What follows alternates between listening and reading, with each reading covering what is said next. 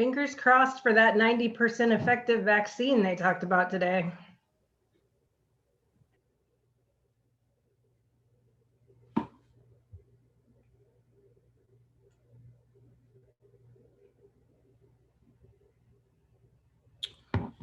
Right. Let's see.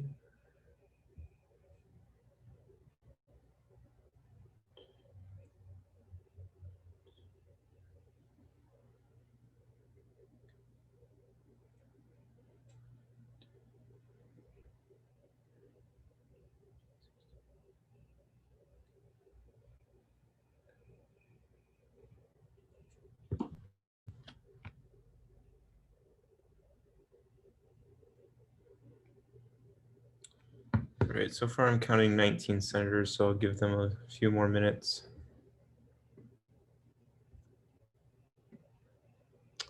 If eBoard could check their emails to make sure everybody's finding the Zoom link and getting in okay.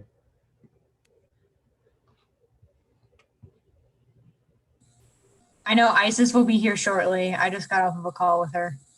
Okay.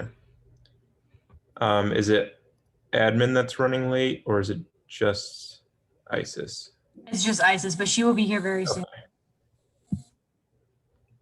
You know, it's so great to see everybody without a mask on. I'm so new to the Senate. I haven't seen most of you without a mask on. All right, so I'll just start with like a little bit of a rundown on how this is going to go. So we'll be voting on an SR tonight. So with that, I'll be sending out a poll everywhere, and that's currently what's in the chat. I'll send that again. So nobody fill that out right now. So that's just because it's legislation, but for every other thing, so with motion to vote and other kind of smaller voting processes like that, I'm just gonna do the thumbs up function. Does everybody know how to do the thumbs up function? If not, please unmute yourself. Promise we won't like yell at you or anything. You will be grievanced if you don't know how to use the thumbs up button. No, I'm just kidding. President Steinheiser. I mean, if I know how to use it, I'm pretty sure everyone else does. And it looks like we have a yes and no function too. I'm not going to use that for voting because of abstaining, but maybe that could come in handy for something. Please give me patience. This is a whole new playing field, so I didn't want to have to go online this semester, and this is particularly why, because I suck at technology. So thanks, Paige. So everybody just be patient with me. All right, I think we can maybe get started now. So, I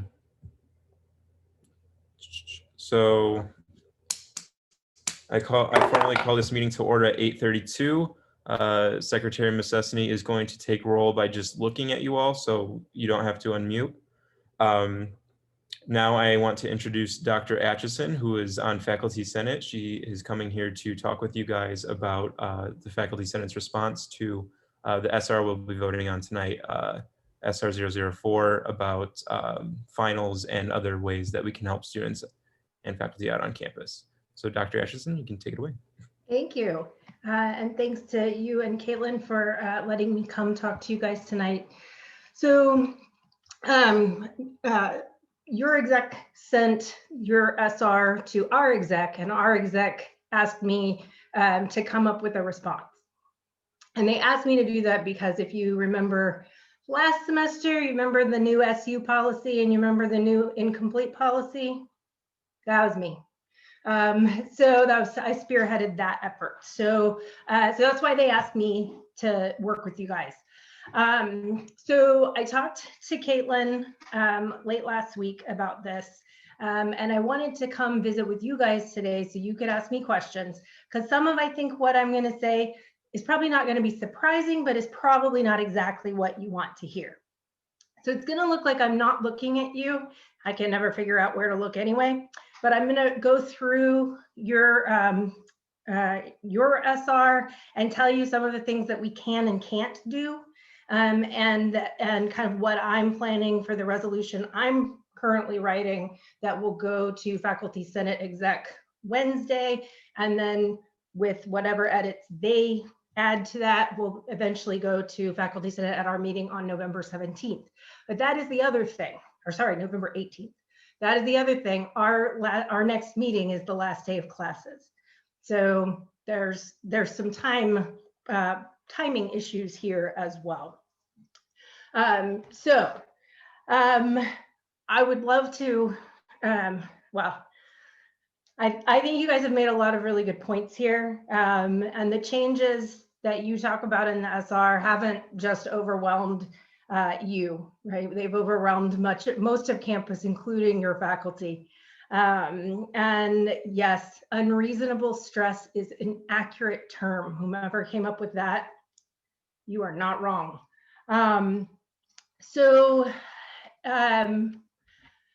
The lack of break has affected us as well. Most of you know, I think by this point, that breaks are when your faculty get caught up on all the grading, right? It's when we do our research, it's when we do our grading, it's when we sleep, just like you guys, when we sleep, right? So that has really been problematic for us as well. And some of us have ended up in quarantine as well. If you have me in a class, you know that I quarantined for 2 weeks. So we have a lot of the same challenges, is I think what I'm saying here. So, and I think many of your faculty, as you note, have attempted to prevent negative academic consequences on students. A lot of us have been very generous with the extensions. A lot of us have done as much as we can to cut things that we would have normally done in a longer semester. But my understanding is that there's a significant proportion who students feel have not done that. And given what I know about what happened in the spring, I see no reason to doubt the students' perception of that, frankly. One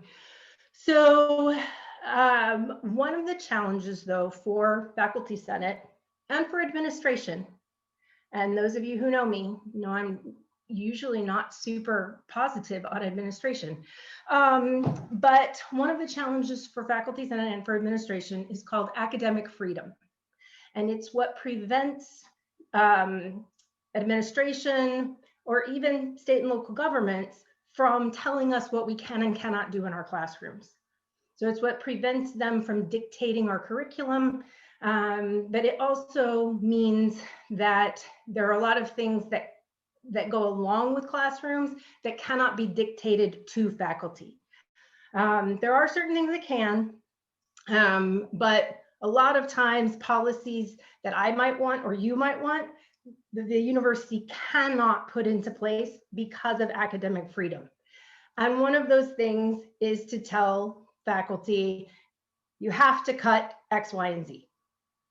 Now, what we can do and what I am planning to do is to strongly recommend that faculty reassess the amount of work that they are putting in their syllabi for spring.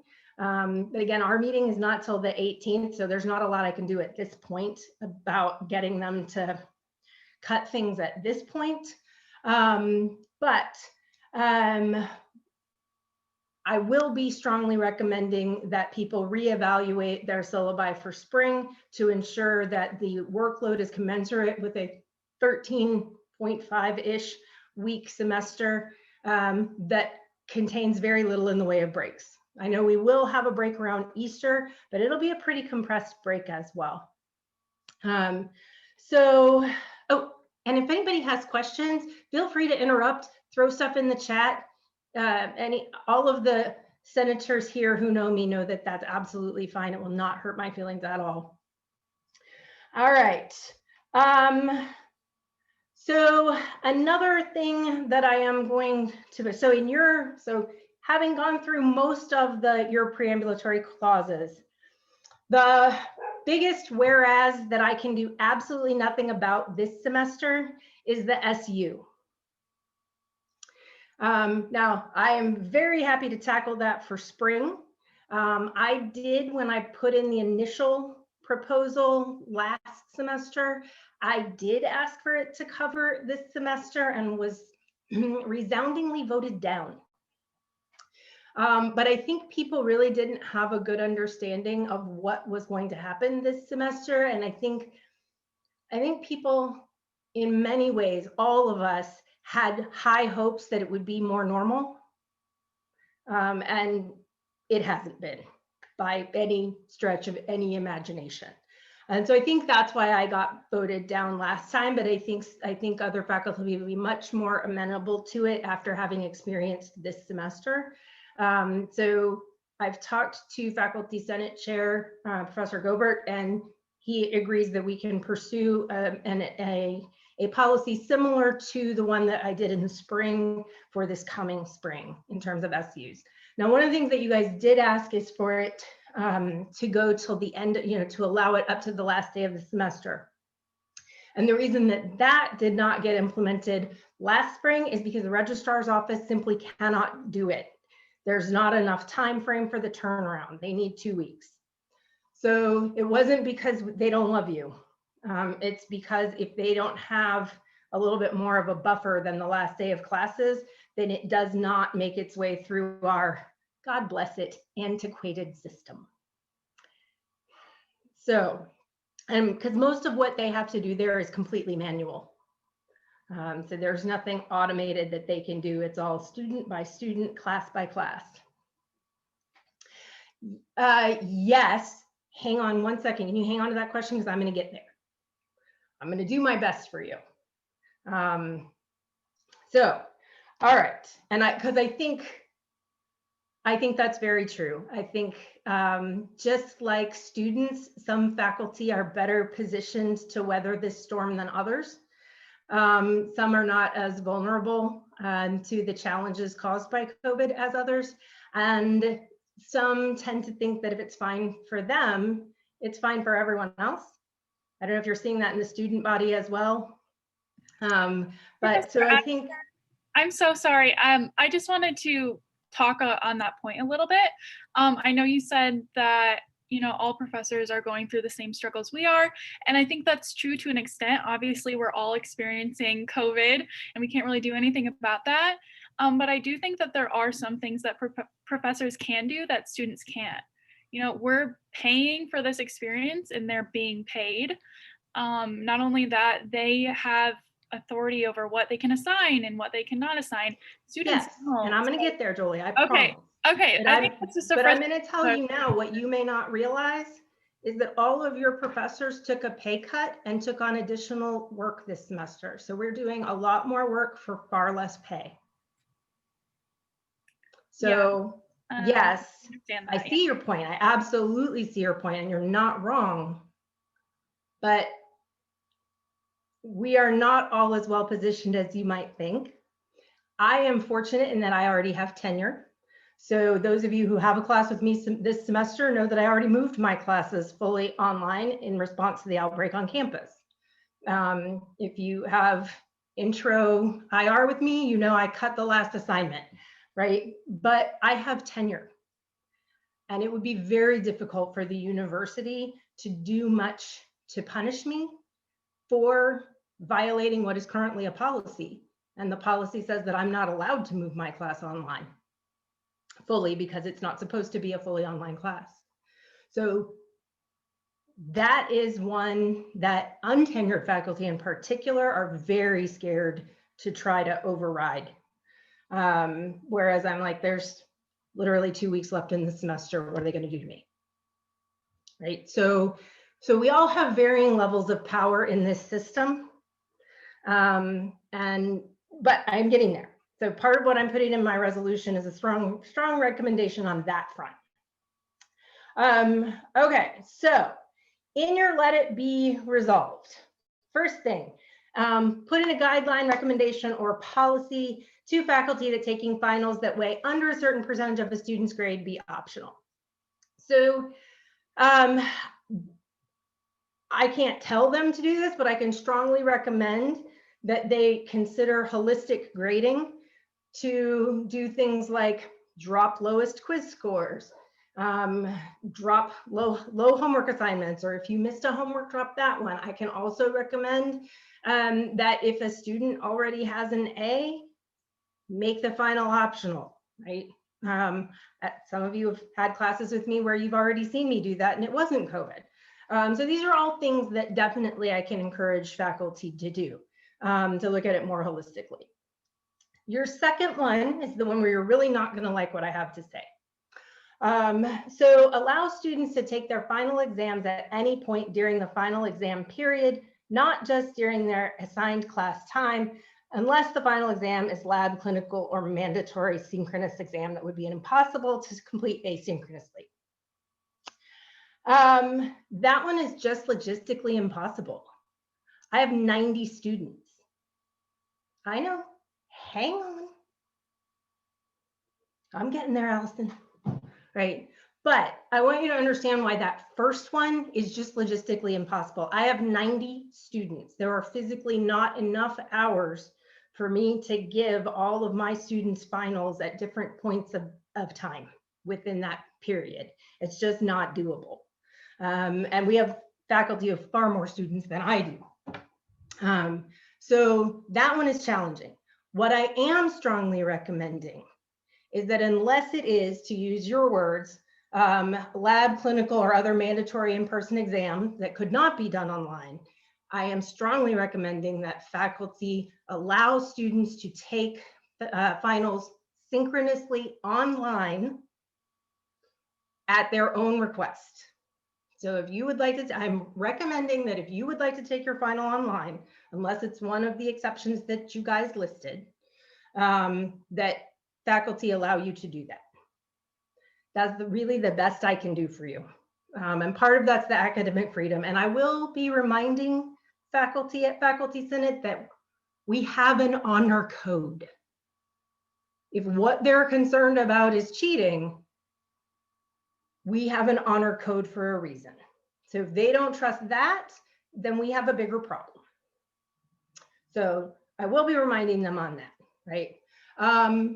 So yes, Allison, I can recommend that they make it more flexible if at all possible. But again, 90 students, if you all attempt to do this, it makes life very challenging for us. So, because there's one of us and 90 of you. So I can give that as an example of the things, of one of the suggestions students had to make this more manageable. Does that work, Allison? I'm making a note. Yes, it does. Thank you. Hang on, I'm still making the note. Okay, we'll see if I can read my handwriting later. Okay.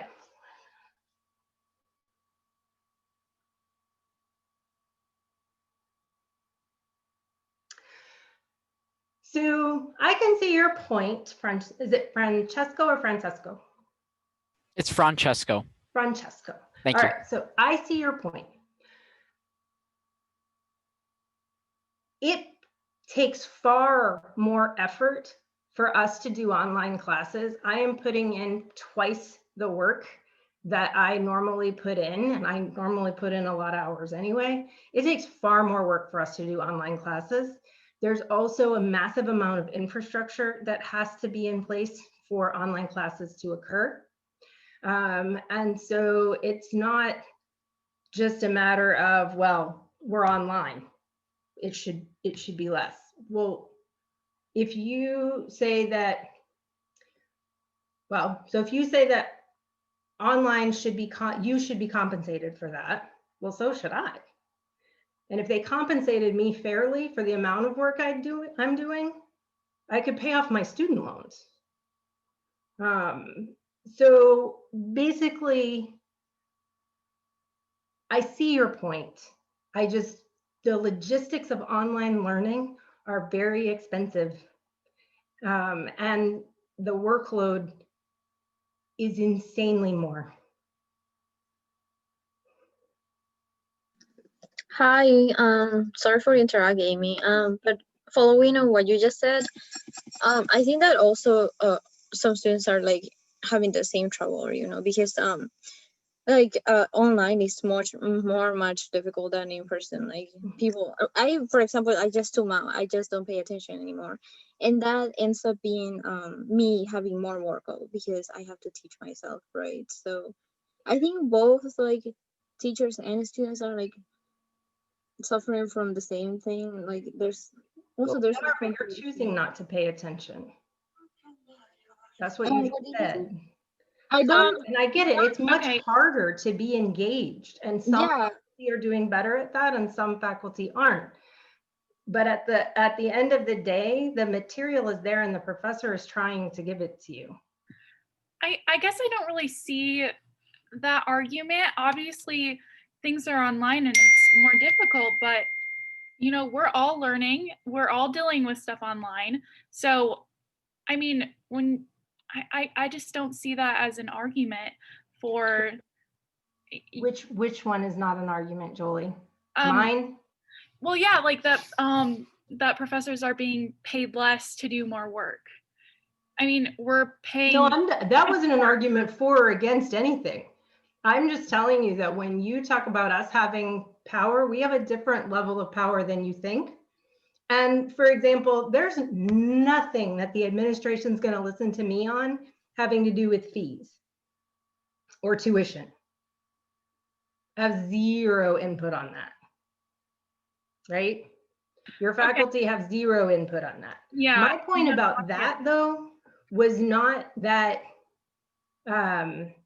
it's that these are things you may not be aware of that your faculty are all dealing with as well. Yeah, I get that, but I mean, students are very stressed out, and I know that professors are dealing with learning how to do stuff online, but students are dealing with that for every single class they're taking. And it's very overwhelming, and I know some professors are doing some extra work to sort of compensate for that, but a lot of professors are not. And this is not something we would bring up to faculty senate if there wasn't a big issue. So. And I haven't finished responding to your resolution yet. So let's get all the way through that, and then we'll circle back to that. Because I've already got a meeting set up with the Institute for Teaching and Learning to promote some better practices for online learning to the faculty, which is part of my resolution. So part of it are things like some of the notes that I've made from complaints I've gotten from students about those. Things like we have faculty that are insisting you have your camera on. I have a problem with that. I think it's rude. You're in your own home. I can't insist that I be able to see you in your own home. Every so often it's nice to see your faces, but also I have a student who's currently in Jordan. If I made him turn on his camera, his entire building would lose broadband, right? So that's one of the things, understanding that some students don't have a private or quiet space from which to attend online classes. Some faculty are not being flexible with online versus in-person attendance. For example, I've heard that some faculty won't give you the Zoom link to the recorded lecture unless you have a doctor's note. I had to quarantine for 2 weeks and my doctor's office couldn't even get me in. So I wouldn't have had a doctor's note. So things like that, where I think that faculty need to be reminded to be more reasonable. That's kind of a big one. And then another one that I'm hearing a lot, and I have done this in a couple of my classes where we've taken a couple of just optional classes where you can come or not come and it's fine. No one comes. But doing mental health breaks in the course schedule, like a reading period, 1 class a month, time that would provide a break. In the way that I'm working on my phrasing right now, but time that would provide a break for both faculty and students to regroup, recharge, and rest. Now, one of the things you guys do ask for in your resolution is a day per month I have checked into this, and my initial assumption was correct. It's basically for accreditation purposes, we have to have a certain number of contact hours per class. So if, for example, you did a reading day on a Thursday and then another one on a Monday, you've jacked up the ratio of Monday, Wednesday, Friday versus Tuesday, Thursday contact hours. And so it gets very complicated. So what I can do though is recommend that faculty incorporate mental health breaks into their semester. One of the nice things about this would be that it wouldn't all be concentrated in one day. You could have littler breaks throughout.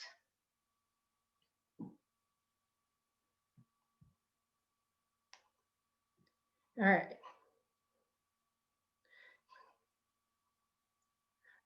I'm sorry, Stephanie, that's what it sounded like you said. I must have missed part, I apologize.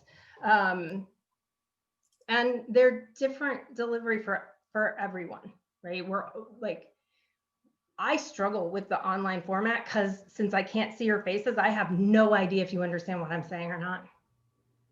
No idea. I can't read from your body language. And I'm not going to make you turn on your camera for the reasons that I've already described, but you not having on your camera makes it hard for me to tell if you're even present. I mean, I know that for a lot of things, people turn on their Zoom and walk away and turn off their camera and walk away. And I'm not saying you do that in class. I'm saying that on all manner of different Zoom meetings, people do that. And so like we have problems in different directions, but it's still, we all have problems with online.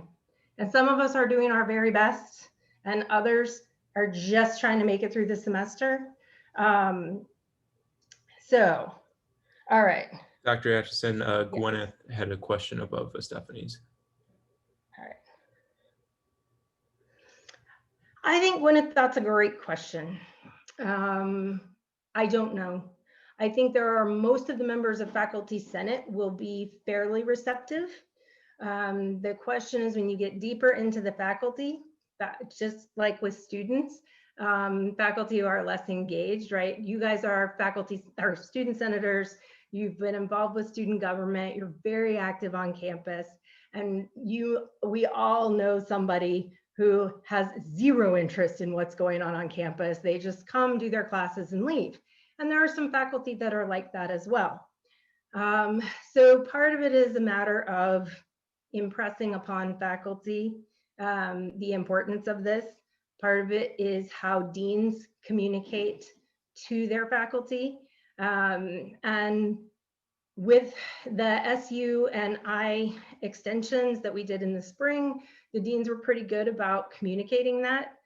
So my hope is that we can get good communication around this, and hopefully we can get the provost office to help us to push this. The provost, so some people just don't know, the president runs the university, but the provost is like the chief academic officer. So I report up to the provost, right? So all the faculty do.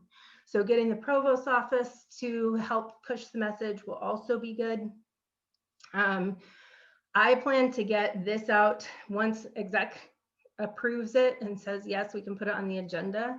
I plan to send it out to Senate so that they'll start talking about it with their constituents, which gets the message out sooner than if we're just talking about it at the meeting.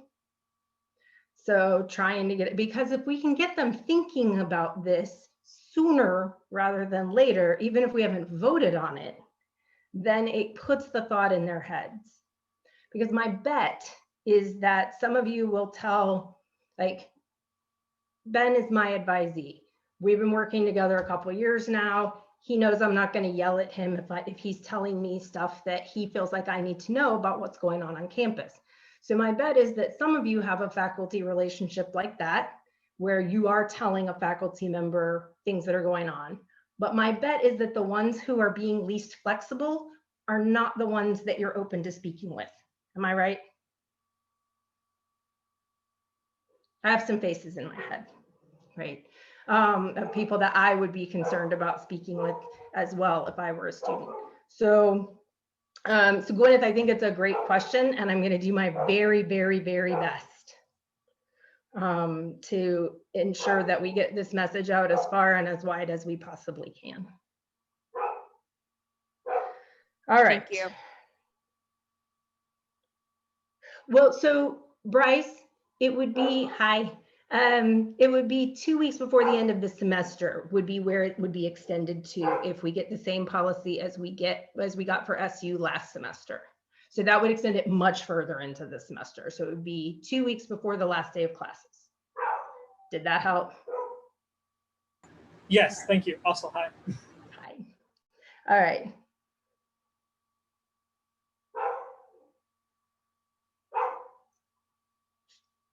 Sridhar, if you could email me about who's just giving notes, I feel I will not use your name, but I feel very comfortable going to talk to that person's department chair to see if some pressure can be brought to bear.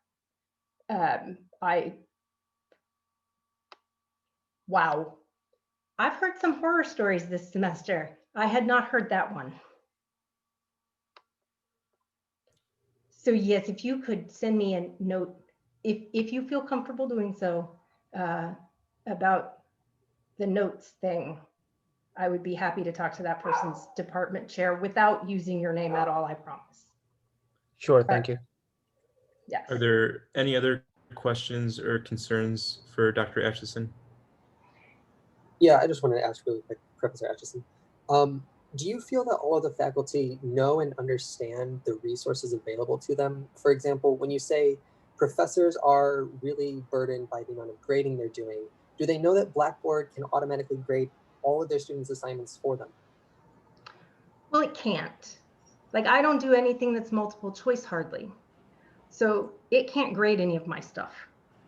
Because with what I teach, for those of you who've never met me, I apologize, I'm in the poli-sci department, but for what I teach, multiple choice does not help me know if you understand what I'm talking about. Okay. So it can grade some things, but it can't grade the stuff that actually helps us see if you really know what you're doing. Okay. I'd also like to ask if you feel that most people are open to using Blackboard. I have some professors who will find other software, which makes it incredibly confusing when I don't know which websites and software I need to open up for each class. When I have 3 a day and I have 15 different pieces of software I need to use. And we have been working on that. And Blackboard has very little functionality that makes class work well. Like, it's a good place for aggregating your grades. It's a terrible place for trying to do virtual learning. Its platform just sucks. I've been using it since grad school and I really hate it. So yes, so for example, I've been using Top Hat, and that's where everybody's grades are, because it's far more flexible than Blackboard. So I think we have a lot of faculty who are brushing of the legs with the hands, which is again to pacify, and then I don't think that's Yeah, for everyone me. stay muted, please. behaviors such as wiggling. All right, I don't think that was for me. But I think too, we have we have a faculty that skews a little older.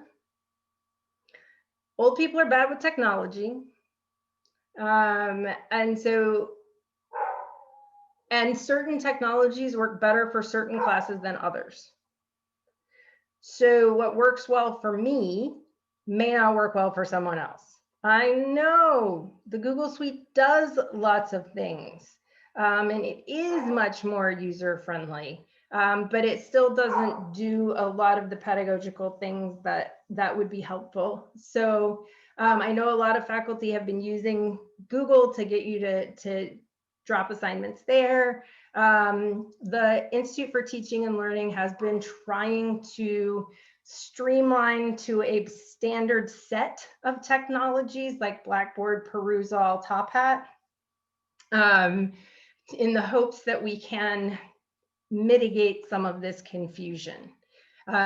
It does though, Travis, I hate to say it again, I'm sorry, it sounds like a cop-out. It goes back to academic freedom. I can't tell other people how to run their classroom. And so, whereas I can make lots of recommendations, I can't tell them. But the Institute for Teaching and Learning really is trying to streamline. They've started a newsletter to highlight the features of Blackboard, Top Hat, Perusall as some of the main ones to try to push people to use those platforms in the hopes of reducing the confusion. You're not wrong though. It's miserable. All right, thank you everybody for your questions. We've spent a half an hour on this, so I think that was a good discussion.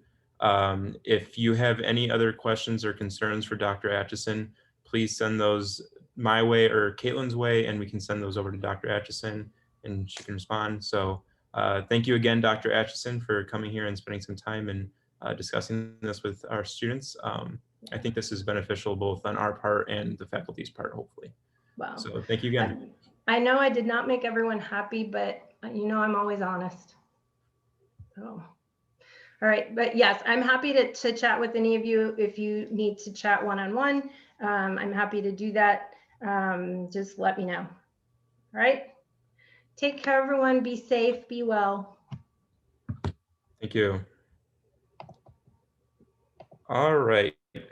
Moving on to forum of concerns. Chris, did you have anything on social media? No. Okay, thank you. And this will be posted, this is being recorded, and this will be posted shortly after. So if anybody had concerns that they wanted to share at tonight's meeting, they can contact Chris or myself or Caitlin, and then we can address those later. Moving on to the approval of the agenda. Is there a motion to approve or a motion to amend? Motion to approve the agenda. Is there a second? Second. All right, and I think for this, I'm gonna try to maybe have you guys use the yes feature, so that yes button. So all in favor of approving the agenda, please press the yes button.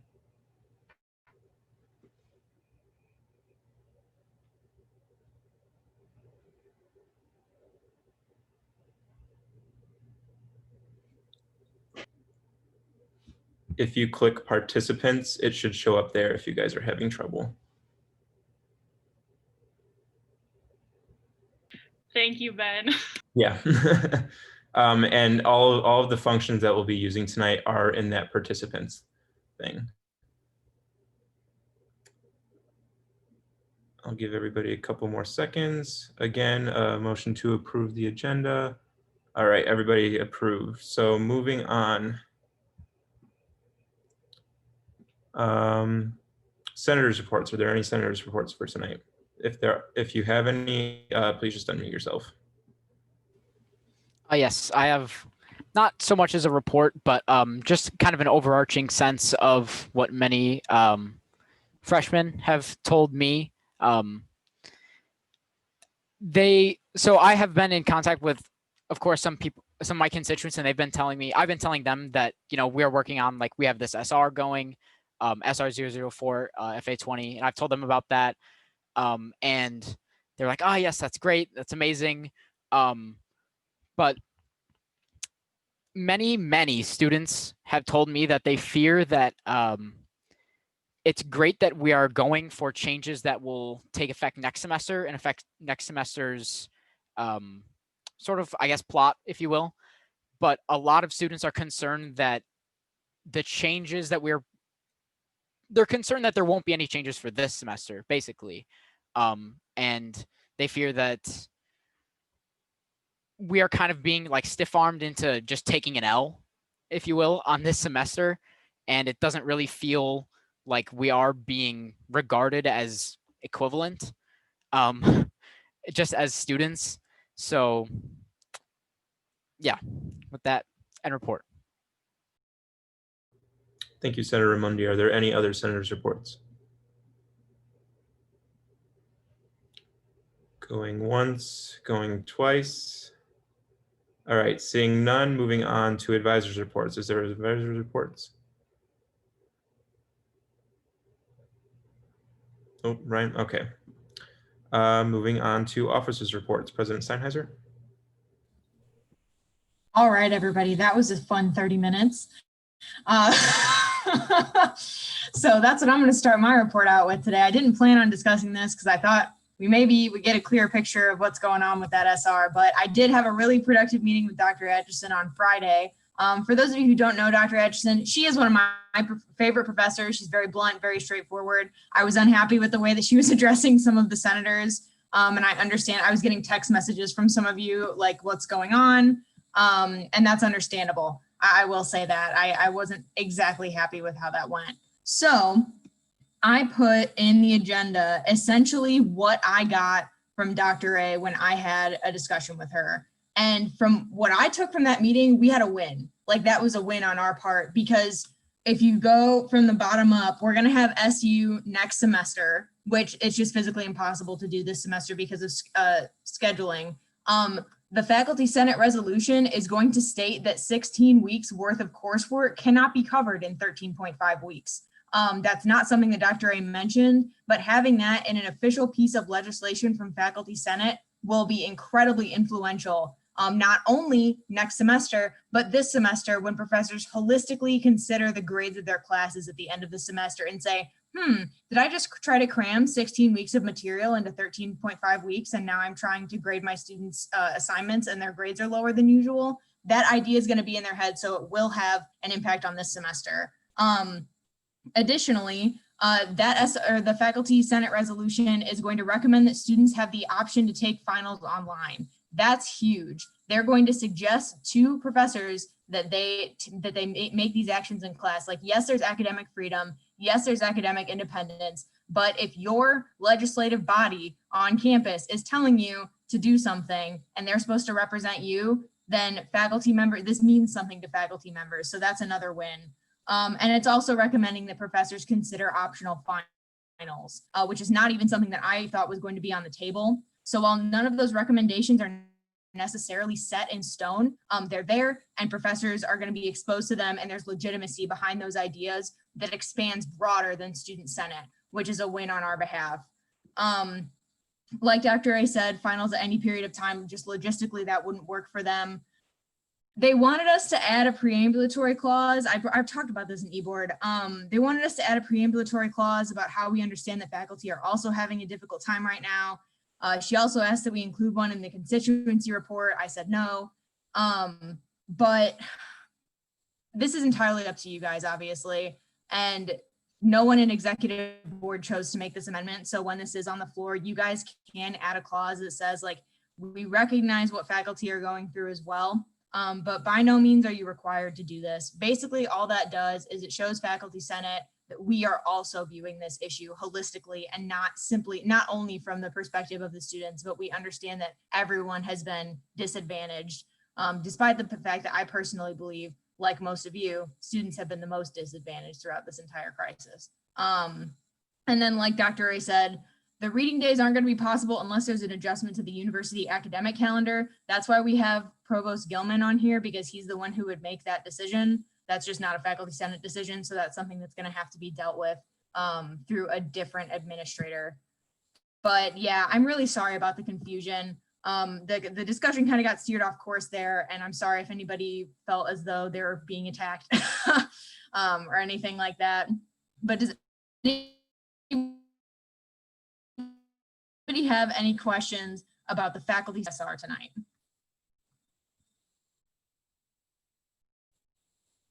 Okay, is everybody feeling okay about like their understanding about this process? Like, did I make everything clear to you guys when I explained it? Was that clearer than the session?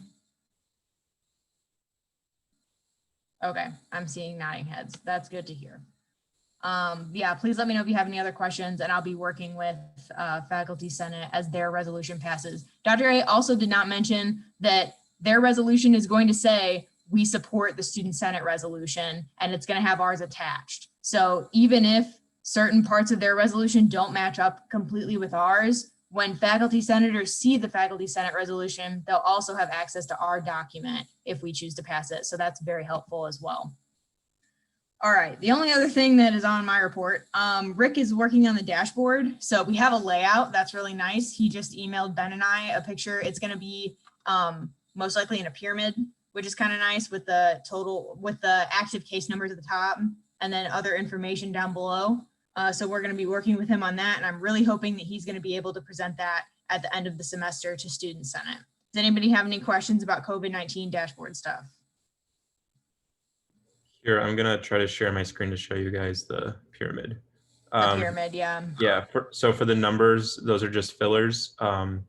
So don't freak out about those.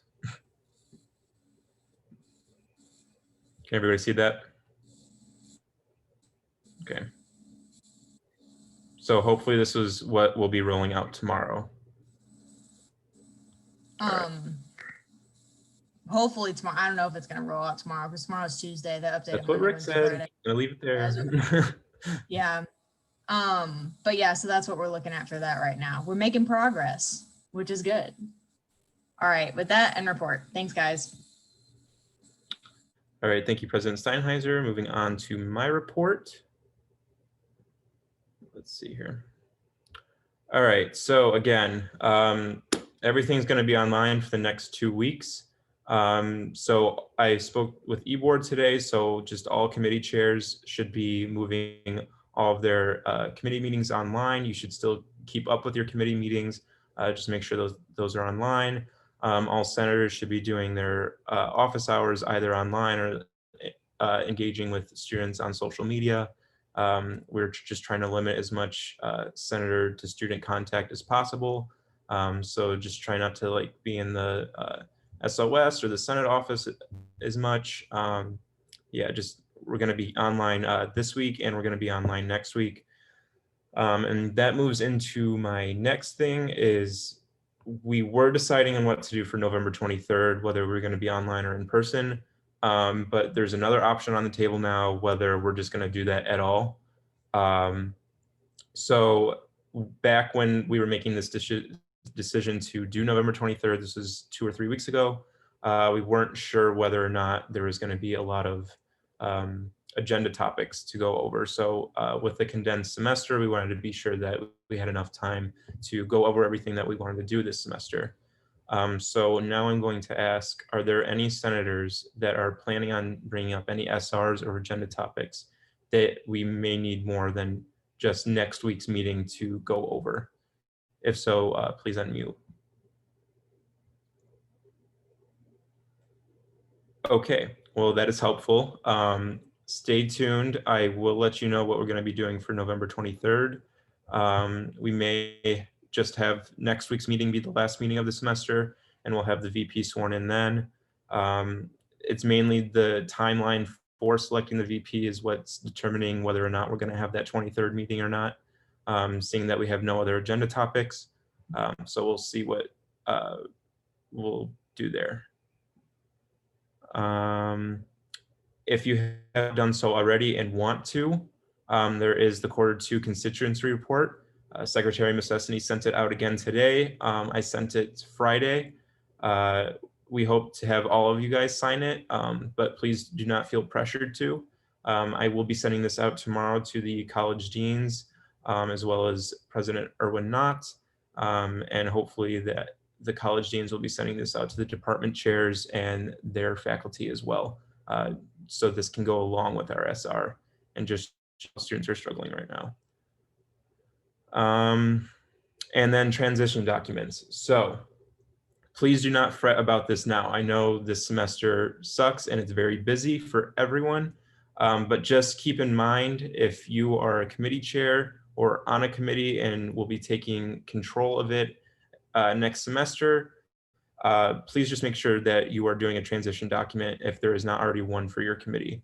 I will let all of the committee chairs know whether or not there is a transition document already for their committee, but you have 2 months of a break, perfect time to write up a transition document.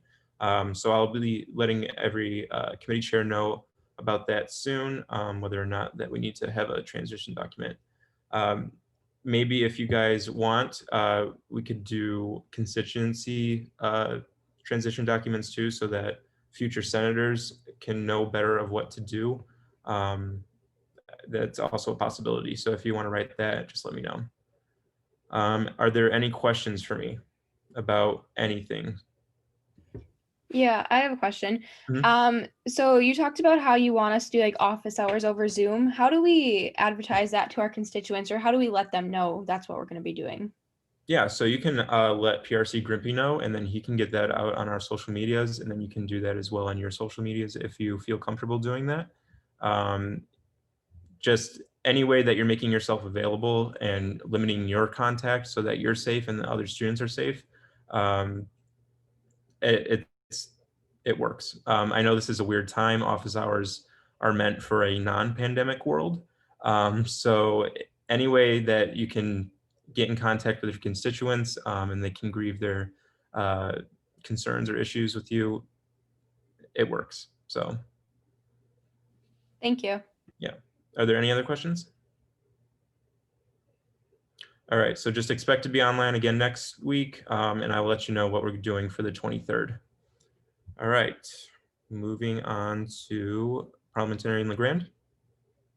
No report. All right, Secretary Messesny. No report. PRC Grimpy. Yes. For social media updates, Macy just finished up the senior senator highlights, and next week, or this week actually, tomorrow, I will be starting with the junior senators.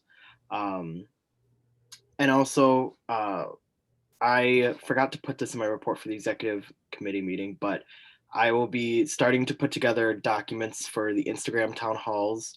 I don't know if any of you saw, but over the summer I did one with myself, and then Vice President Jacobs, and it went pretty well. So I kind of want to do that for all senators. So I'll probably get that together and have a really formal document by next meeting. As for Student Buzz, kind of the same things that have been reiterated throughout our entire discussions this semester, but students want these updated numbers, which thank God we're going to have a updated website. And then also students are burnt out, and thank God we also have that SR going through. So, and then also on a personal note, founders quarantine meals aren't actually that bad, but the breakfast could be a little bit more variety. So, and report. Thank you, PRC Grimpy. Moving on to Executive and Assistant Treasurer Shapitas and Lorenz.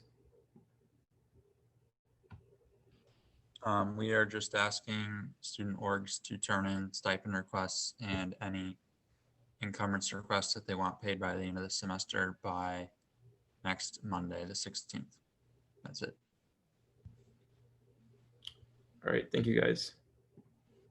Moving on to committee reports, Executive Committee President Sennheiser. No report. All right, Finance Committee, Senator Prizo. So after last week's vote, all the organizations should have received their finalized Tier 3 budget. If they have any concerns or questions, please tell them to come either, well, I guess they can't come physically to office hours, but virtually, or to email me. Thank you, and report. Thank you, Senator Prizo. Senator Zaki, Edmund. No report. All right, thank you, Senator Zaki. Moving on to Committee on Media, Senator Four. Yeah, so the Committee on Media met this past Thursday. We met with Reese Jones from VUSOC, and she expressed some concern about student representation in the media organizations, and that was really good to talk to a student who was expressing difficulty contacting the media orgs. And so because of this, we decided to create an email for all of the media organizations. That way students, when they have an upcoming event, they can reach out to that singular email instead of contacting all the individual media orgs. So we created that email account. It's media@valpo.edu. So that was just approved by IT. So that's something they will be promoting, and hopefully Student Senate will be able to help promote that as well. but I'll keep you guys up to date with that. Just some basics about some of the media orgs. The Torch just switched printers, but the transition was smooth, and now they print on Mondays. WVUR is planning on filing a CapEx request for a new tie line so they can improve their quality for sporting events. And View TV is putting everything on hold for the time being because of COVID. I also asked if they were having trouble meeting with administrators, and they said they weren't, which is great. And they also said that they're looking forward to working with Student Senate to promote any upcoming SRs. Great, thank you very much, Senator Ford. Does anybody have any questions for Senator Ford? Did they give you a timeline for the capital expenditure by chance? They did not give me a timeline, but if you need me to reach out to them, I can definitely do that. Thank you, I appreciate that. Any other questions for Senator Ford? All right, moving on to screening committee, Senator Aries. Hi. So we had our meeting and we're nominating both the assistant treasurer and our final sophomore senator. So first, to start off, for assistant treasurer, we're nominating Owen Doyle. Our votes were 4-0-0. Mark and Jackson sat in on this interview with us, and they thought he was a great candidate in terms of the position. And so, yeah, that's on that. And then for the sophomore senator, we have Sophia Behrens. She was a freshman senator last year. She was not on campus this semester, but she will be returning next semester. So she had reached out to me and asked if that was available. So we interviewed her as well. And we also thought she was an excellent candidate and voted 4-0-0 for her as well. And just to wrap up real quick, we did 3 vice president interviews today. We're working on a couple more, hoping to nominate someone by the 16th. All right, thank you, Senator Aries. Is there a motion to discuss or a motion to vote for the nominations? Motion to vote on the nominations as a slate. There is a motion to vote as a slate. All in favor of motion approving this as a slate, please click the yes button. We need a second. Oh, I'm sorry. Is there a second? Second. Thank you.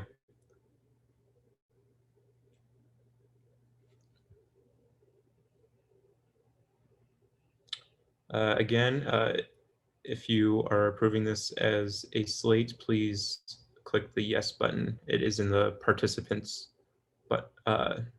section.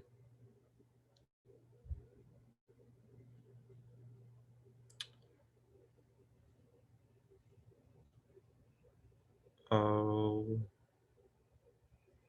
all right. All opposed? If you oppose, please click the no button.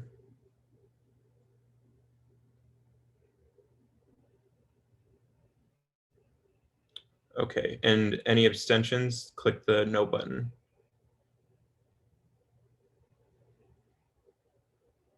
Okay, I think everybody is saying yes. They just did it at different times. Okay. All right, so motion to, or is there, sorry, let me get the candidates again.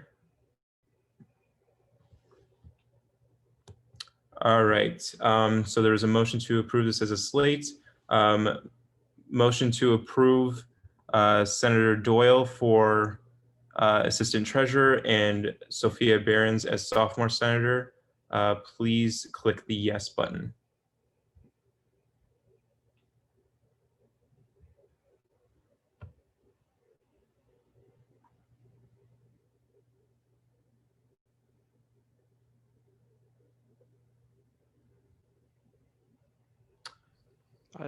Correct me if I'm wrong here, Ben, but can you make that motion, or does that have to be one of us with a second?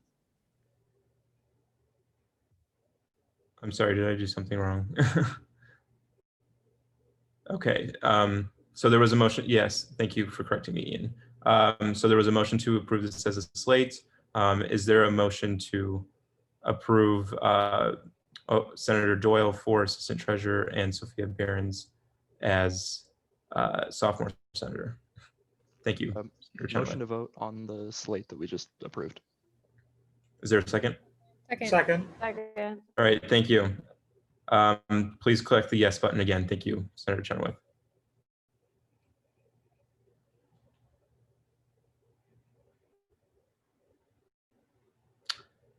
All right, all opposed?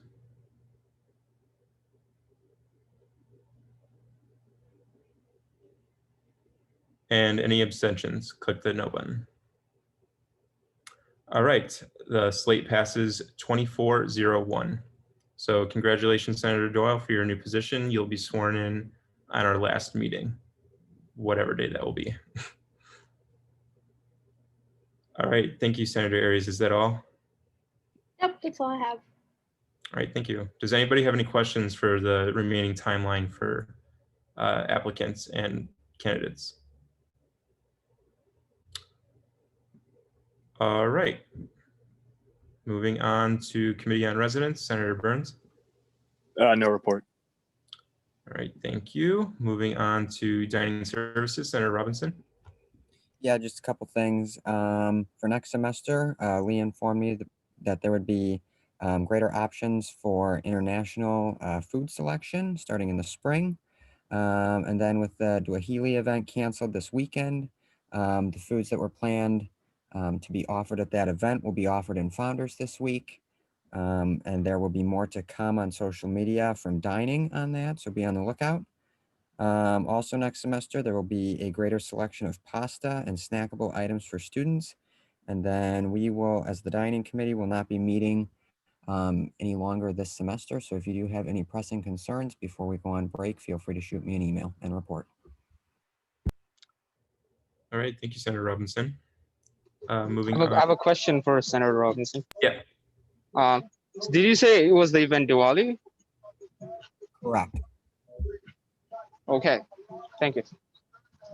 Welcome. Are there any other questions for Senator Robinson?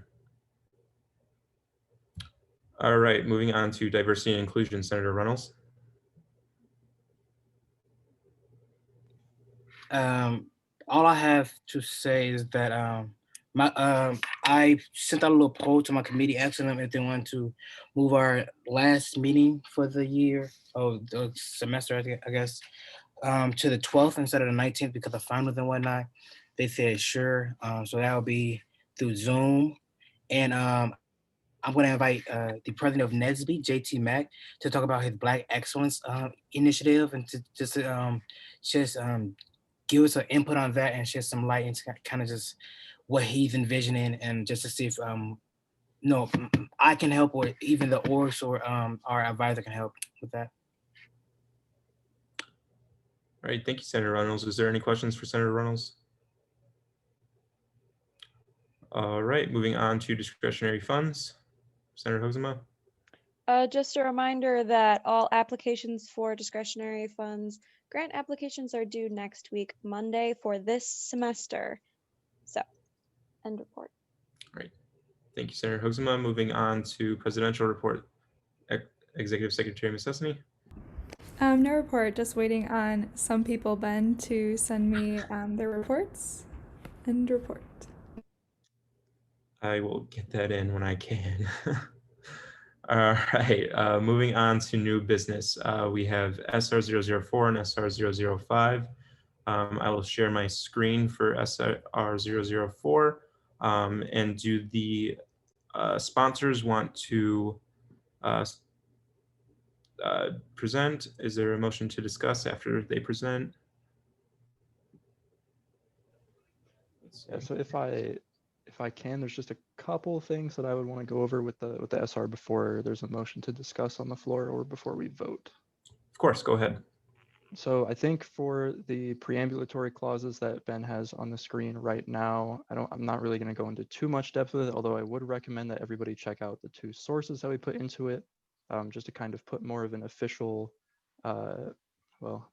just to kind of show that what we're all feeling and what our constituents are feeling is actually backed up, and it's not just a one-time thing. It's not just all in our head, I guess, so to speak. So you can go and read those word for word if you want to on the screen, but where I really want to focus my attention is at the bottom in the clauses under the let it be resolved. I think it's important before we vote that everybody knows the exact language that we're using with this. So if anybody has anything that they would like to say on that, they can bring that up in the discussion. But I'm just going to go ahead and read through what exactly it is we're asking for. So, Senator Chenoweth, yes. I just want to interrupt real quick. No, it's totally fine. Before we move on from the preambulatory clauses, in sort of response to the recommendation by Faculty Senate to add a preambulatory clause recognizing faculty struggles with it, I wanted to point out the clause second to the bottom that says, whereas the community trauma of the pandemic causes clinical symptoms of mental illness on a community-wide scale. In the executive meeting earlier today, it was sort of pointed out that this does encompass the campus community as a whole. And so before we move on to discussing stuff and going into the other clauses, I just wanted to point out that I see this as encompassing faculty and students.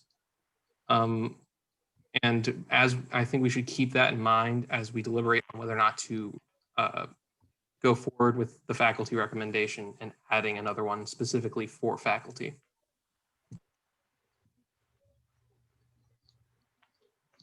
Alrighty, so continuing on back down to the bottom, and we can come back to the preambulatory clauses in discussion if anybody has anything that they would like to say about that. However, just what we're saying, I'm just going to read over what's on screen so that everybody has an idea of what exactly it is that we're trying to do with this SR.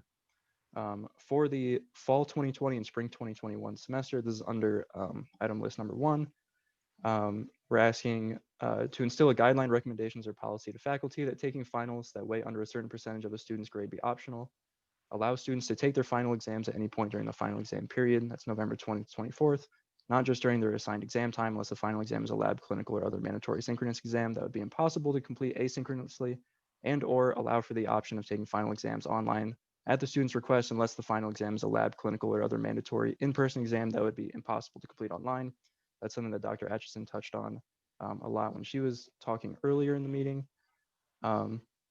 C, extend the satisfactory, unsatisfactory deadline for students to the last day of classes in the semester, and expand which classes can be taken SU, especially to include classes required for a major or minor, with a limit of 1 major minor SU class. And then under item 2, these are things specifically for the spring semester, so not this semester, but next semester. We have to communicate to faculty and, that the standard amount of coursework cannot be covered in the shortened semester, and that syllabi should be adjusted to reflect that. Another thing that Dr. Atchison touched on, the fact that 16 weeks of coursework can't really be done in 13 and a half. And then lastly, incorporate a midweek monthly reading day in order to provide a break for students to foster mental health and encourage better academic performance. So that's just the exact wording. Thanks for bearing with me through me just reading an SR to you guys, but I thought it was important that everybody be on the same page before we go into discussion on that. So thanks. Thank you, Senator Chenoweth. Do any of the other sponsors want to say anything before we move on? I just have something to add. Senator Pandy, you cannot add anything if you are not a sponsor. You would have to wait till discussion. I just wanted to pass something on before we move on to discussion. I think initially when I heard that Faculty Senate wanted to recommend that we include a clause supporting faculty, I thought that was a little bit presumptuous of them at first. But after I heard that they're also including our resolution attached to theirs and supporting ours, I think it would be good to support Faculty Senate and faculty as a whole in ours and present kind of a united front to the administration, as it were. So I think that would be valuable to include in our resolution. I have no idea what the exact wording of that would be, or Kaylin, I don't know if they gave you something or an idea of what to say, but I think that would be important to include. That's all. Thank you, Senator McMillan. Do any of the other sponsors want to say something? Is there a motion to discuss? Motion to discuss. Is there a second? We are now in discussion. This can't be discussed unless it's in old business. Yes. Is there a motion? Yeah, motion to move SR 004 to old business. Is there a second? Second. All in favor of moving SR 004 to old business, please hit the yes button.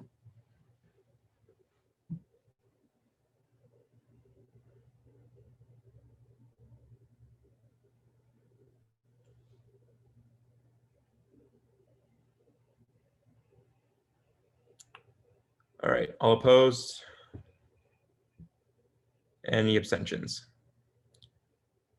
All right, SR 004 has been moved to old business. Before we move on to that, there is SR 005. So I will pull that up. And then our sponsors can start discussing that. All right. So this is in the very early stages, but in order to pass this before this semester is over, we needed to introduce it tonight. So currently, I have been working on this. I know Shri has also been working on it. But basically, this is just addressing the call to get rid of the Crusader mascot. This is something that Faculty Senate and I can't remember the other committee. Another committee has discussed this and passed resolutions on them. So this is more of like a formality for Student Senate to also pass a SR calling to remove the mascot by the end of the year. So currently, I have most of the preambulatory clauses, and I am going to look at the other resolutions passed about the Crusader to compare and make sure our resolutions are similar. So that's something I'm going to be doing. But if anybody would like to work on this with me, please let me know. Paige is going to send this out, or I think she's already sent it out. So you should be able to request edit access, and I can, or you can email me. So yeah. All right, thank you, Senator Four. We're good. Yeah, thank you, Senator Four. I would strongly recommend some other senators join this so that it does not look like there's only one senator that is passionate about this. So please reach out to Senator Four about that. All right, moving on to old business. SR 004 is in old business now. So is there a motion? Motion to discuss. There's a motion. And there's a second. We are now in discussion, so.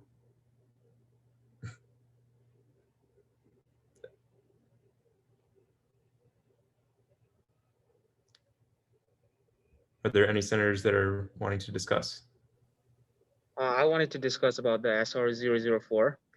Since the title of that SR is New Academic Procedures, I think a lot of the resolving clauses are for like final exams. I think it would also be better if we can already add some policies for next semester, thinking ahead about also virtual learning option mode for faculty and professors, because if they are going to be quarantined, then like we as students want some mode of communication that's better for them to learn and understand. And I think just posting notes or 10 minutes video instead of like a 40 minutes class isn't going to do us a lot well in understanding that. So I think a lot of the stress is also caused by not being able to understand the class really properly while in quarantine. So if the professors can accommodate the online sections as well as in person, I mean, that will cause them to do a lot more work. And as Professor Atkinson said, like they're doing double the work. I don't know how much that's true for all the professors, but I think that would help out our case as well.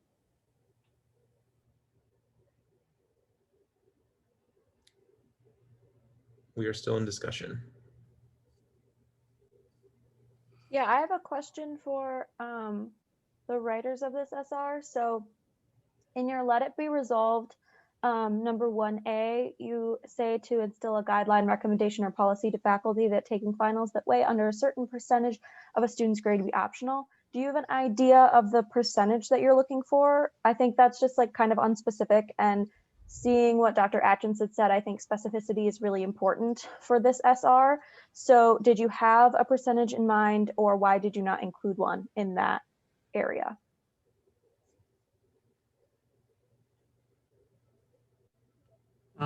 We didn't put down a specific percentage, largely because of academic freedom, as Professor Atchison was talking about a lot.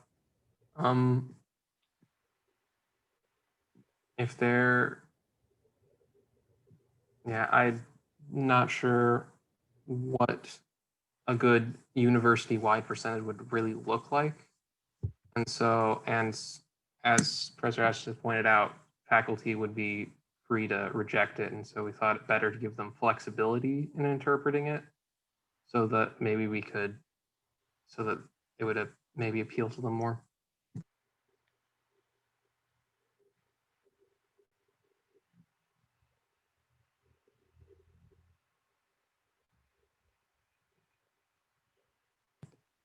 We are still in discussion. One part I just noticed that we could, with Professor Atchison's recommendation that we recognize faculty struggles, we could amend in the let it be resolved 2E, just change the wording slightly from provide a break for students to provide a break for faculty, administration, and staff, or provide a break for campus, in order to sort of recognize how this would also be a benefit for faculty as well. I think that's a good idea, Nathan.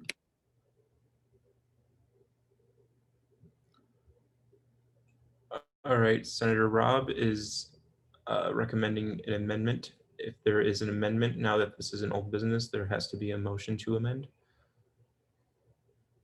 Point of inquiry, does there have to be a motion if it's a friendly amendment?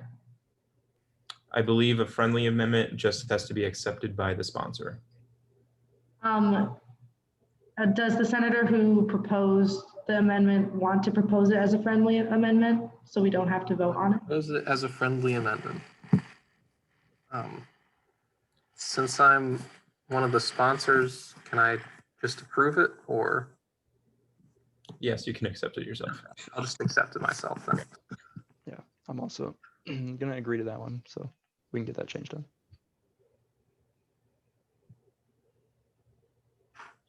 We are still in discussion.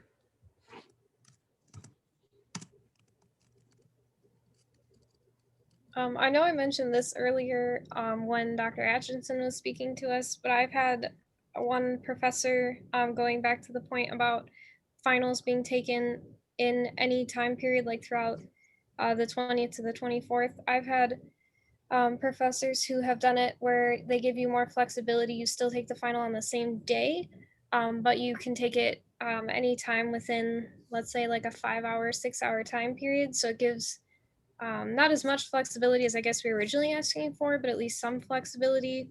I don't know if anybody else feels that would be a helpful recommendation for us to give, but that's just something I've noticed teachers do.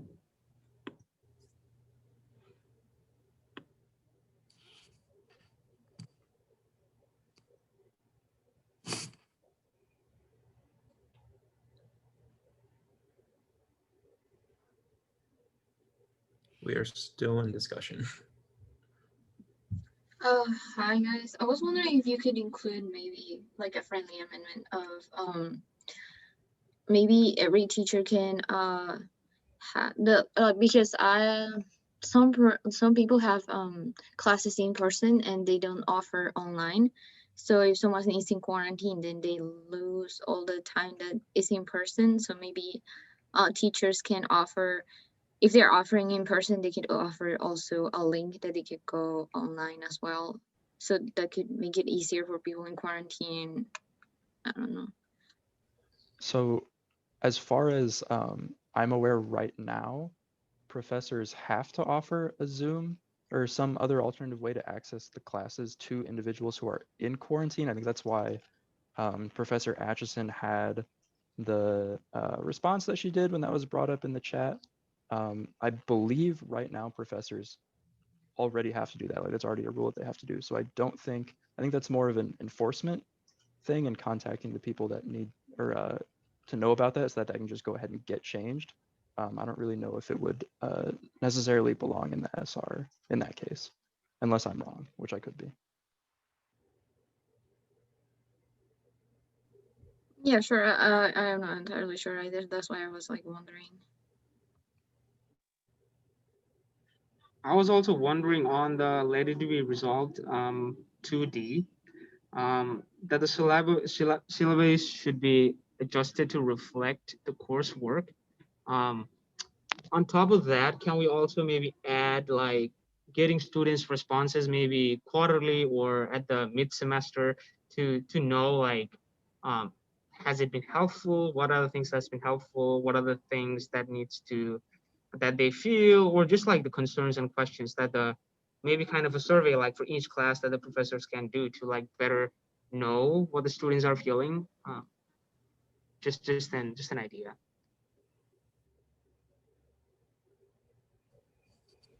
Yeah, I'm gonna have to agree. I think that while it is important to, make these statements and say that they are changing things, a lot of professors are going to regard things kind of more on like a sort of personal level. And I think having like, I guess, in the words of Dr. Atchison, like strongly recommending that they have a dialogue between themselves and their students be reflected in the SR and possibly reflected in like the faculty SR would speak volumes.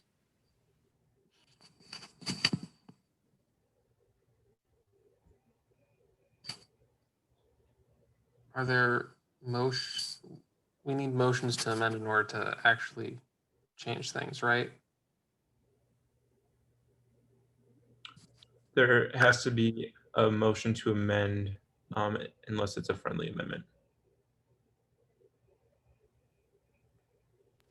Okay. I'm gonna make a motion for friendly amendments to going back to one of the earlier suggestions that Senator Parizo made about the final exam in a wider time block. Adding that under section B to allow students to take their final exam within a wider time period, i.e. 6 to 8 hours on exam day rather than a 2-hour time block to provide more flexibility. Ian, Senator Chenoweth and Senator McMillan, do you accept the friendly amendment? Acceptable. Yes, Senator McMillan, did you accept too? I'm sorry, I didn't see. Oh yeah, yes. Okay. And then Senator Robb, can you repeat that so that Senator Missessany can do that? Or she's got it. Okay, cool. I'm blanking on the exact wording. It was about a communication between professors and students under D, correct? Was something that was correct. Friendly amendment then to add on to the end of D, and also to recommend that professors professors keep in close contact with students on these. This one might just be better done as a like A, B, C, D, E, F. That might work better. Might be a separate point. That would work better. And for that, actually, go ahead, Senator Robb.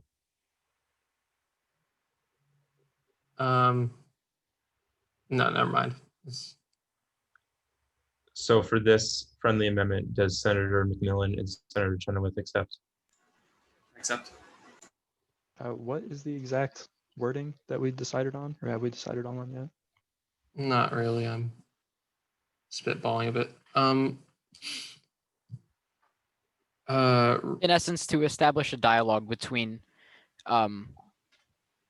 students and faculty on perhaps some sort of, I don't know if you could enforce it, but maybe like a quarterly basis or like a monthly, maybe basis, bi-weekly or semi-weekly, my bad, to kind of just make sure that students are connecting with their professors on how they are feeling about the flow of the workload.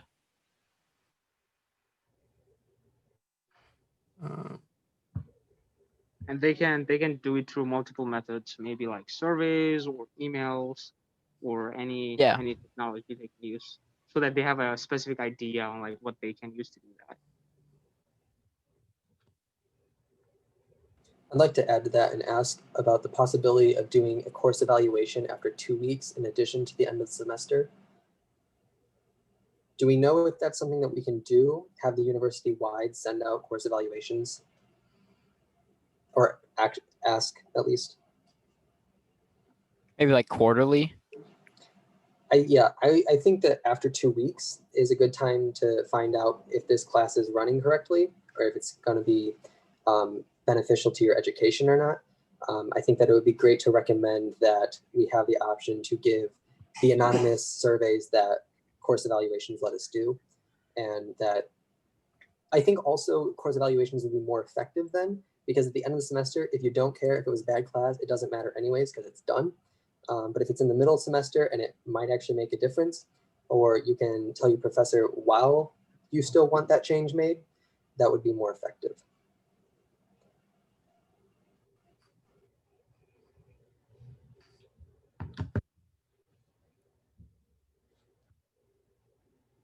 So Senator Biancardi, are you making a friendly amendment? Yes, I would like to. Do all sponsors accept? It depends on what the exact wording would be. To recommend that the university send out university-wide course evaluations after the first 2 weeks of the spring 2021 semester.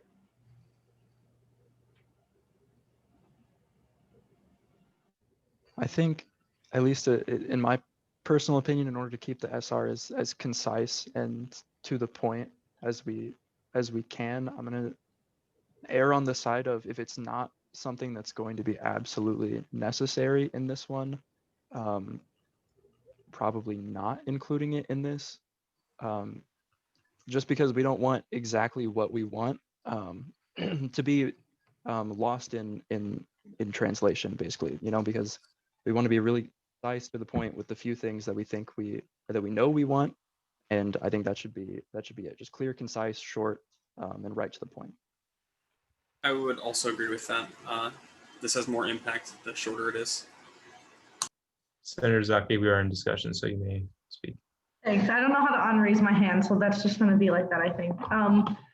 I would just like to say it's not really Senate custom or good practice to be writing amendments into an SR as it's in discussion of being voted on. I know that we are in a weird situation with timing on this particular SR, given that finals do start next week, but I think given that Professor Atchison was here today, it's clear we will have a good working relationship with the members of Faculty Senate who will be pushing for these initiatives as well. So whatever we don't hit in this SR can be touched on and brought up later. So on that grounds, I would like to motion to vote on SR 004 as it stands now with the amendments already made to it. There is a motion to vote. Is there a second? Was that a second, Senator McMillan? No, I actually had one more friendly amendment to add the Faculty Senate whereas clause. We are in motion to vote, so we will have to deny that motion if you have any friendly amendments. So with that motion, there is a motion to vote. Is there a second? Second. All in favor, I'm going to stop sharing. All in favor of voting, please click the yes button.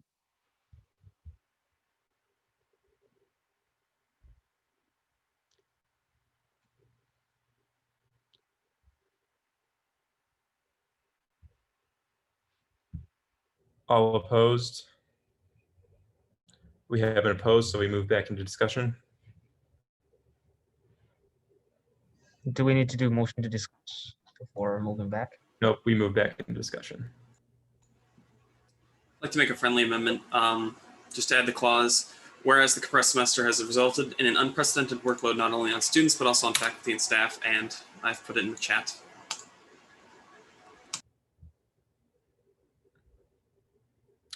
Do all other sponsors accept Senator McMillan's friendly amendment? Yes. Yes.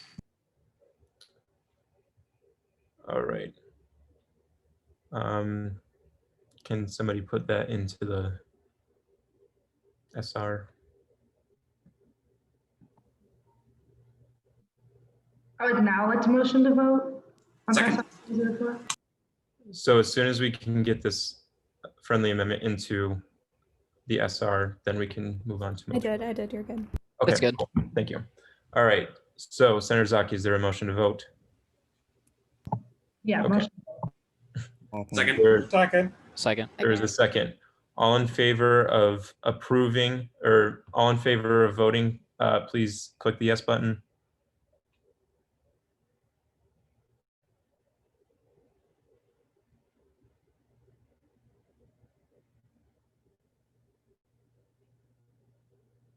All opposed?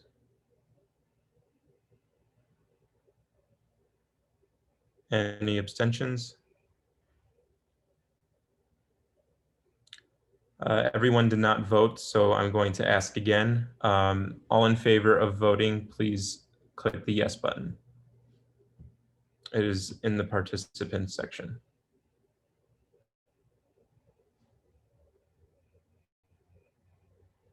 Senator Nelson, how do you vote?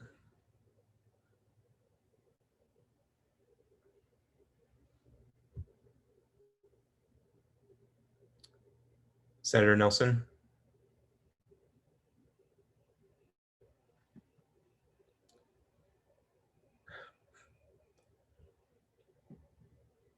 Can we not progress if we have a senator MIA? No, you can't. Senator Nelson.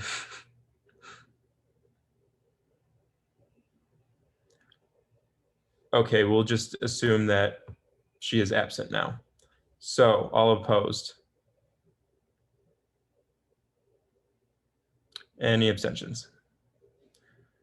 All right. All in favor of improving SR 004, please click the yes button.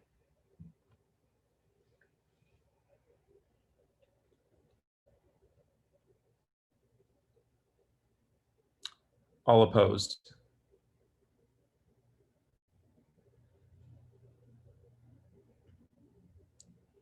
And with the abstentions, please click the no button.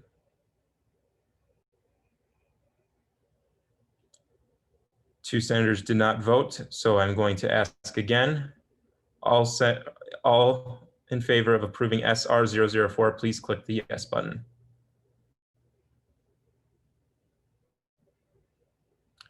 Okay, all opposed? Any abstentions? SR 004 passes 24-0-0. Congratulations to the senators that sponsored this. Okay. Moving on to forum of concerns. Chris, are there any forum of concerns now on social media? No. Okay. Moving on to postmortem. Thank you everyone for dealing with this very, very, very long meeting. I know it's not the best right now with how this week is going and how next week will be going. But I do appreciate all of your hard work so far on Senate and still giving time to Senate, even though it seems like you have no more time during the week. We only have a week and a half left, so please still give Senate your all. I know it's tough, but we'll make it through the rest of the semester. I'll see you all online next week. Is there a motion to adjourn?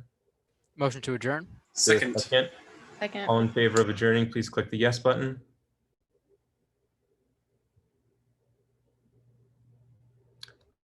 All opposed? Any abstentions?